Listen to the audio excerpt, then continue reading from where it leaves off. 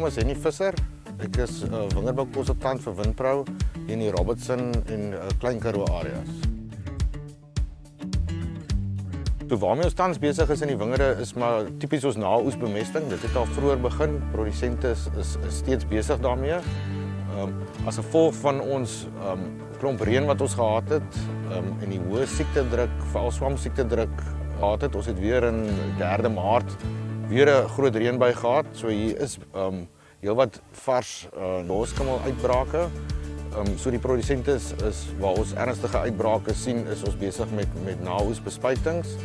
Dan is produsente ook alreeds besig om te kyk na infrastruktuur te herstel waar parsmasjiene byvoorbeeld pale gebreek het en om daai tipe van goedes reg te maak.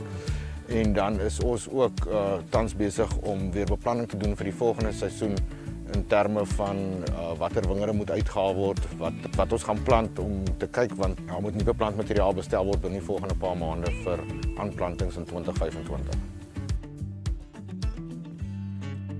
Baie moeilike jaar in terme van ons vir produksies. Na verlede jaar se swak oes het ons verseker 'n beter oes verwag as wat ons gesien het. Die vroeë kultivars veral was baie af. Chenin Blanc, Chardonnay om spesifiek te wees, Pinot Noir, Pinotage, die Muscadelle was baie af. Met die uitsondering van Sauvignon Blanc. Sauvignon Blanc se oes was beter as die ander vroeë kultivars. As ek sê beter, beteken nie noodwendig dat die Sauvignon Blanc oes op was op verlede jaar nie, maar wel minder af was as van die ander vroeë kultivars. Wat die later kultivars aanbetref, was hulle ook beter. Veral Colombar het verlede jaar 'n baie ligte oes gegee, so die Colombars het verseker beter gedoen. En dan van die rooi kultivars, Merlot, Shiraz, Cabernet Sauvignon, het ook beter presteer as die vroeë kultivars, maar bygesê ook beter beteken nie noodwendig dit was op verlede jaar nie, dit was net minder af as van die vroeë kultivars. As ons kyk na die oes in die geheel, gaan ons oes definitief kleiner wees as die klein oes wat ons gehad het in 2023.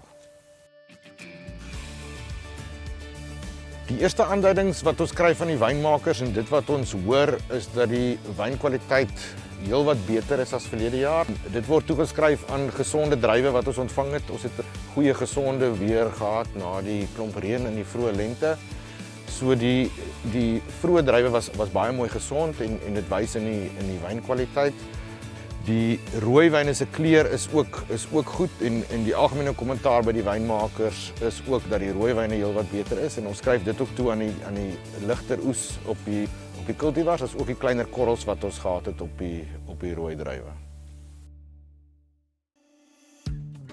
Deur die bank sien ons dat die rooi wyne is regtig mooi. Ons hoor daar's vol wyne. Die alkoholomsettings wat ons hoor is ook goed. So ek dink ons gaan goeie kwaliteit wyn op die tafel kan sit.